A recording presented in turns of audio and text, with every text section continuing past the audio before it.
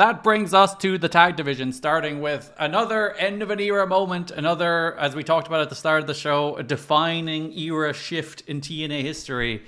It is the end of America's Most Wanted. I find the defendants guilty. Yeah, after all this time, after being around since week 2, I guess, as a team in TNA. Week 1, they were both on the first show. But together for the entirety of the 4.5 years of TNA we watched, this episode of Impact, the December 14th, 2006 episode, features the final America's Most Wanted tag team match in TNA history. From AMW versus the Rainbow Express. Yep. To this. Mm-hmm. We have gone the full limit, the full gamut of their career now. I'm almost in a state of mourning because it's been very nice through this podcast to just go like have AMW as a regular weekly presence in my life again. Maybe not quite weekly as the shows went on, but the regular presence of just having AMW as a feature in my life, watching America's Most Wanted, even in this last year of TNA where it does feel like they've run out of steam and run out of teams to work with. But even then, just like hearing the music and seeing them come out with Gale, and it's like, oh, it's AMW, and they'll be together forever. And then you're like, nope, it's done. It's over. Well, also just them being like the best part of bad shows is kind of like that going away sucks. Yeah, for a long time you could rely on an AMW match to deliver, especially in like the dregs of like the Asylum days and some of those bad pay-per-views. You'd like, at least you have AMW against Chris Sabin and Sanjay Dutt. The interesting thing now is going to be for me, like, and now making that mental comparison to like from Beer Money to them is going to be like the most interesting part for me as someone who obviously had seen like 90-1 like the other way around growing up. So recontextualizing a whole nother James Storm tag team through the eyes of AMW is going to be interesting. Yeah, now being like, oh, I liked Beer Money, but Robert Roode is no Chris Harris. The drinking while investing is no death sentence. Jackie is no Gale. Wow, they really did just run it back, huh? Yeah, well, listen, if it works, it works. And if you have nothing to do with people, tag team. Yeah. But on that episode of Impact, we get a package on the history of AMW and LAX. If you remember at the pay-per-view, there was the whole angle where Storm hit Harris in the eye and then blamed Harris for losing. And then they were like, the worst thing that could ever happen in the world happened. The Mexican anthem was played. And it was all Chris Harris's fault. So Storm gave him an ultimatum to sort his shit out by Impact. And the way that apparently works is they are challenging once again tonight for the NWA World Tag Team titles against LAX. But if they lose, they must disband. I mean, that's actually a good little bit of booking, I feel. Because, like, why else would they get another shot? Yeah. They really need to put, like, fucking everything on the line.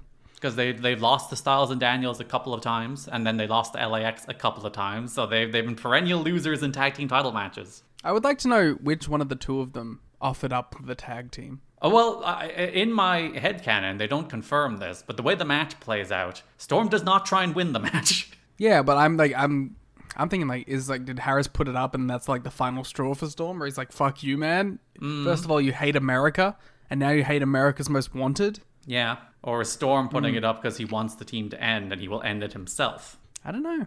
They don't state. They just, because the match is made coming into the episode, and I assume it's made on the internet or something. It's announced somewhere, but... I wonder how many people thought they were actually going to break up here, if they were going to, like, double swerve it.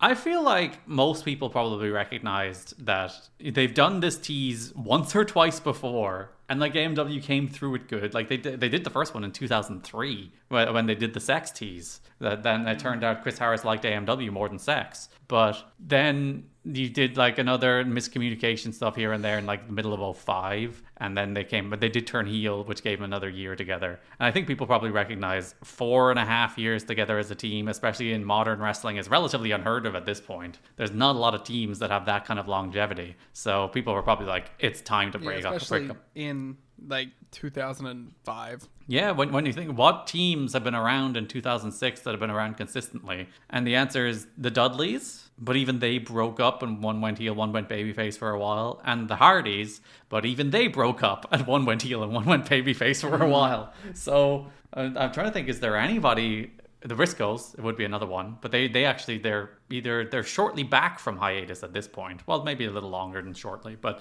even they weren't around for the best part of a year. So AMW have been probably the most consistent tag team in America at this point. Yeah, I can't think of anyone else in those early 2000s, especially sort of at that level. Yeah, to be still sticking around with it. So, but they probably did recognize like the team is kind of running on fumes, and like realistically, they're two singles guys. Two guys you at least want to try out as singles guys and see how they go. And obviously, Harris has always been pegged as like a top guy. So we'll see how that works out. So in the show, they do face LAX for the NWA World Tag Team titles. The losing team disbands, as we said. Conan is trapped in a cage at ringside to prevent interference. It works in this case, so... See, he doesn't have as long arms. That's true. He can't wrap himself... He's too, like, his kidney is failing and his hip needs replacing, so that's the only reason he couldn't actually get out. He's like, fuck this. Yeah. I'm just gonna chill in the cage. They start with some floor brawling. They get the heat on Harris. Storm gets the tag, but the ref doesn't see it. Then Storm comes in with a beer bottle. Homicide bails. Storm swivels the hips, smashes Chris Harris right in the eye with the beer bottle. Gale is stunned. Homicide, like a little bitch, just slips in and pins him. He's like, ooh, okay.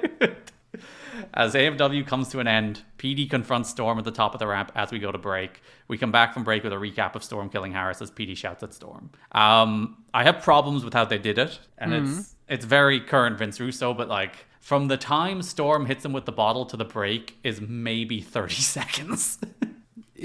Just to really like let it sit in the moment, you know, that this is happening. Yeah, like we do not spend time dwelling on the end of the longest tag team in TNA history so far at all. Storm hits him with the bottle, Homicide pins him, Mike and Don are shocked and Gale is shocked, PD's like, what the hell, and we're done, we're out. It is really fast, it is really jarring. I don't think it gives the credence and the weight deserved to the end of America's Most Wanted. Like, I don't really have a problem with, like, the actual idea of the thing, because, like, I think it makes sense that Storm would turn on him here. It makes more sense that he would turn on him here than he teaming with him, frankly, after the way the pay-per-view went. So him turning on him is fine, and the way he did it, where he hit him in the good eye, so now he's blinded in both eyes, I guess, after being hit in the eye with glass. Totally fine with that and all, but just the Vince Russo it should have just been the closing angle on the show so that people could, like, sit in it. Yeah, I like that would actually be better. Yeah, if it was even if it was this fast, but the show went off the air, at least you'd be like sitting with the shock of it. Yeah, as opposed to you come back with some Christian Cage secret bullshit nonsense. Yeah, and you don't sit with the end of America's Most Wanted the way you should. But yeah, what is there to say about AMW? We have named the end of year award for tag teams after them. It is the AMW Tag Team of the Year and will be for the foreseeable future. They are the defining team in TNA history. The Triple X matches are some of the best matches in TNA history, particularly the 2 cage matches. But like you go through their library and you have like good matches against the Naturals, which is nigh on impossible, even though there's a million of them. You have good matches against Diamond and Swinger, good matches against the New Church from like the end of 02, start of 03. You have the Styles and Daniels matches. Yeah, you have the Team Canada match, which is like maybe secretly maybe my favorite match of theirs. Yeah, and I think maybe the most underrated match in TNA history. Like in terms of great matches that are talked about, that match does not get nearly enough love from Final Resolution 2005. Great heel act, great babyface act, very, very fun part of Planet Jarrett for the start of the Spike TV days, which I think is like I think they brought a ton of personality to that group, along with Eric Young and Alex Shelley. It's America's Most Wanted, one of the better tag teams ever, probably the best tag team in TNA history. And also like a bunch of like one of the few people on this roster that even got like the respect due from like Dave in like a star rating perspective. Like the Triple X stuff, get it, like one of those matches getting the 4 3/4, 4.5 versus Rude and Young. Like for a company that just doesn't get the love and that respect from Dave, especially at this point, it is nice that like, you know, the best like critically acclaimed matches at this point are AMW.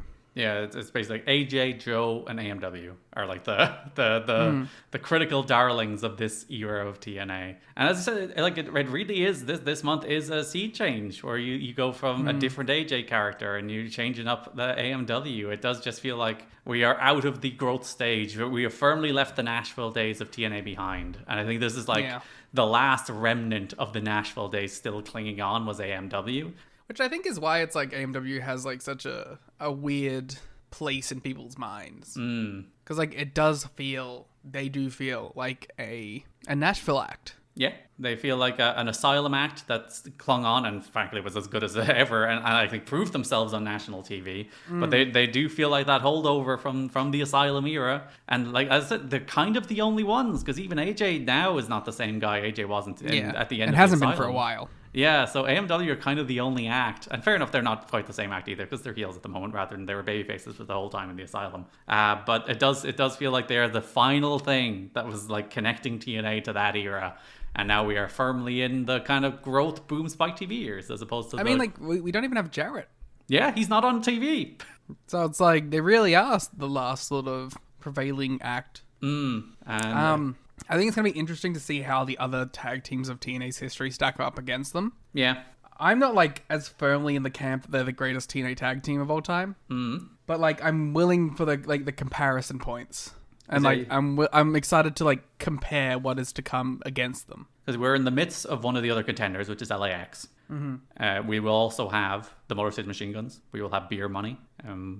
Those are probably, like, the big four. You might make I think a case. You could say Kaz and Daniels. Yeah, maybe like a new LAX, but their run wasn't like that long. It was like 2 years. But again, it's also a matter of like, you know, they will have had a lot more opportunities to have good matches because the style has changed. So it's like, which I am not someone who's like, I will give AMX like AMX? AMW. I mixed LAX and AMW together. I'm not going to give them a plus because they were having like great matches in a worse era, but I am going to like, I'm going to have like a direct comparison, you know? If a team has worked less, but in a time period where better wrestling is more highly regarded, I'm going to say it's probably going to even out, you know? Yeah. But, you know, like, they're the benchmark. They are going to be the benchmark moving forward. And I'm excited to see if, like, a Motor City Machine Guns, if a Beer Money is the most interesting one, obviously, because it's James Storm. But, like, you know, Hardys, Wolves, this is a big tag team company. It is. And I look forward to sort of, you know, having the pillars of the division and, like, just seeing who gets there or who doesn't. Or if anyone does. Yeah, even if you want to talk Lucha Bros or the North or ABC, you know, there's a lot of teams through the history of this company. Yeah, so that's going to be the most fun like aspect, I think. And to track like Storm's rise as a single star and then fall back into a tag team and rise back as a single star, and sadly Harris's decline as a single star, and it doesn't work out for Harris. So it'll be interesting to look back on that and see how quickly they gave up on Chris Harris. Yeah. But yes, AMW have come to an end at the hands of that dastardly James Storm. So don't worry, it'll come around to bite him in the ass many years later. That's true. Somebody gets the karmic justice on him eventually. And they do the exact same thing to him. It is like history. It rhymes. Next show, we get a recap package on AMW. Mike Tenay has a sit-down interview with James Storm. James Storm says he was a team player, but that Harris, he was always out for himself. Storm was a survivor who had to work for everything he had, but Harris was born with a silver spoon in his mouth. As Tenay is like, well, AMW's history, and Storm says AMW isn't over until I look Harris in the eye and tell him what he thinks of him. Well, that's not the stipulation, is it? No. I'd argue it is over, Storm. Yeah. And listen, they do team together twice in TNA after this, but in a very, very long time, and never in a 2-on-2 tag. So yeah, it's only ever in a 10-man tag and an 8-man tag, and some recent stuff. That's what I mean. Those are the matches. They don't team again until 2022. So like, I just meant like outside of TNA. Yeah, they are teaming together regularly, and they do a charity match in 2016 against everyone's favorite rivals, the Naturals. We should watch that at some point. Yeah, I think it's Andy Douglas's last match as well. Following week, there's a tag team match that we'll probably talk more about the match in the X Division section, but it is Chris Sabin and James Storm against Petey Williams and Christopher Daniels. James Storm comes out without Gale for the first time to his singles theme. So it's a weird hybrid theme. Yeah, it doesn't have this theme eventually gets lyrics. but it doesn't currently have the lyrics other than like "Sorry about your damn luck," but it gets a full lyric version later, which I think it's a pretty good theme song. I think he did pretty well coming out of the split. I think he gets a better theme song than Harris gets. It's no long necks and rednecks though. Yeah, Beer Money might be the best theme song split of all time because both of those guys got great themes coming out of that. Yeah. The next week, JB is interviewing Gail Kim about the demise of America's Most Wanted. Storm crashes the interview, pulls up a chair. Storm accuses her of talking behind his back on this nationally televised interview. He's like, and also you're like in the room. Yeah, he's literally listening off screen. Storm points out TNA doesn't have a women's division. She was brought in by him and gives her 7 days to decide where her loyalties lie. And he also throws a bunch of weird Korean racism in there. Yes. It's like, this is your friend, Dom. Yeah, theoretically, like, you know, she didn't do anything to you. There's this note from The Observer, which... Oh, Dave. They kept emphasizing how TNA doesn't have a women's division, so clearly the end of the story is they have a women's division. They can't afford the time for it at this point. They are also way behind the curve. Unfortunately, people have been, quote, womened to death. Nobody cares about seeing women wrestle as a novelty. If they are good, there is nothing wrong with them, but to do it for the sake of doing it isn't going to make any difference. Which does it go back around into being woke? Yeah. Is it so far like that it recircles into being woke? I understand what Dave is trying to say, but the idea is like people have been womened to death and no one wants to see them wrestle. Nobody wants to see them wrestle unless they are good and treated as the men are, is what he means to say. It is what he is effectively saying, but he does say this phrase, unfortunately people have been womened to death. Yeah. Well, the thing is, too, it's like, it's funny saying it about TNA, the company that will, like, save women's wrestling in the US on TV. And will actually do the thing he's asking for, which is treat it seriously and credibly. Arguably more credibly than most of the men's stuff, which is like, oh, Russo down. Because like Russo doesn't give a fuck, so it's just like a division to itself. And they also solve his other problem. They don't introduce the division until they have 2 hours. So yeah, which listen, I get what he means by they don't have time for it. There's a lot going on these shows. Yeah, that is. I mean, it's true. It's like, I mean, I guess if your division is like 2 people. Yeah, like at the moment, you have SoCal Val, who is just the ringside attendant. You have Tracy, who is a manager, and you have Gail, who is, to this point, a manager who desperately wants to wrestle. You have the introduction of one more at the pay-per-view, but we'll get to that in a moment. Yeah. The Go Home Impact, we have that 6-man tag we talked about, which is James Storm, Sabin, and Styles against Rhino, P.D. Williams, and Christopher Daniels. The note for this here is after the ultimatum was issued, Gail Kim does come out with James Storm. So she's back in, I guess, because there's no women's division. What else would she do? Also, it's like, I mean, yeah, he brings about, like, do you want to be on TV? And yeah. Like, I guess, yeah. I would like my job still. And Chris Harris is dead. Not entirely dead, because later in that show, JB has a sit-down interview with Harris. He says he's at risk of losing his vision after Storm hit him with the bottle. Doesn't know if he'll ever be backed. He's shocked that Storm would do this, despite the fact that he hit multiple people with bottles all the time. Yeah, but like that's enemies of America. He only ever hit enemies of America with a bottle, not a real American. Well, if you ask Storm, he did hit an enemy of America. That's true. He allowed Mexico. Storm was his brother, and they'll never be able to look back on America's Most Wanted again with a smile. That's sad. That's a really sad sentence. Yeah. It's like, no matter what, how good the good times were, they'll always be tinged by the thing James Storm did at the end. It's a good line. Yeah. At the pay-per-view, the natural follow-up is James Storm versus P.D. Williams. A different tag team. Oh, sorry. They have issues this month too, but we'll get to that. We get the AMW video package beforehand. Gail once again accompanies Storm to face PD. Storm escapes the Destroyer. Jackknifes PD, grabs the ropes for the win. Rudy starts asking Gail if Storm used the ropes, and Gail's like, maybe. Yeah, she doesn't like back her boy, basically. Storm jumps PD after the match. Gail stops him from using the beer bottle. She low blows Storm, gets the bottle for herself when Miss Jackie Moore, Jacqueline, arrives, drops Gail with a clothesline, and hits a death sentence on Gail with James Storm. Jackie Moore's fucking awesome. She's cool. I'm so hyped that Jackie Moore's in. Yeah, an interesting pairing as well. Jackie and James Storm. Not exactly like two people that come to. I guess the Southern connection, I guess, is like the idea. The spiritually Texas connection. Yeah, spiritually Texas connection. But it's a fun combo. And like Gail finally getting to actually wrestle somebody, finally getting someone like Jackie to actually sink her teeth into is great for Gail. And Jackie is just cool. Yeah. So she has debuted in TNA, aligning herself with James Storm. James Storm wants nothing to do with Gail Kim. Oh, and by the way, if you want to pay tribute to America's Most Wanted, you can head to the link in our description where you can buy the America's Most Wanted t-shirt or poster. Check them out. You can commemorate. It's actually, I was thinking about it. Commiserate. Yeah, you can commiserate, yes, as well as commemorate. I don't think until now we've done an AMW poster, which is kind of crazy. Yeah. I mean, surely they've been like on a poster. They've been in posters. So they were in the Lockdown 06 poster where they were on Team Jarrett. So they were on that one. And they technically, I think the silhouette of one of them was on the Turning Point 2004 poster, because that's the Skipper Cage walk. So the silhouette of one of them is on that. But we haven't dedicated a poster to AMW, which is kind of crazy to me.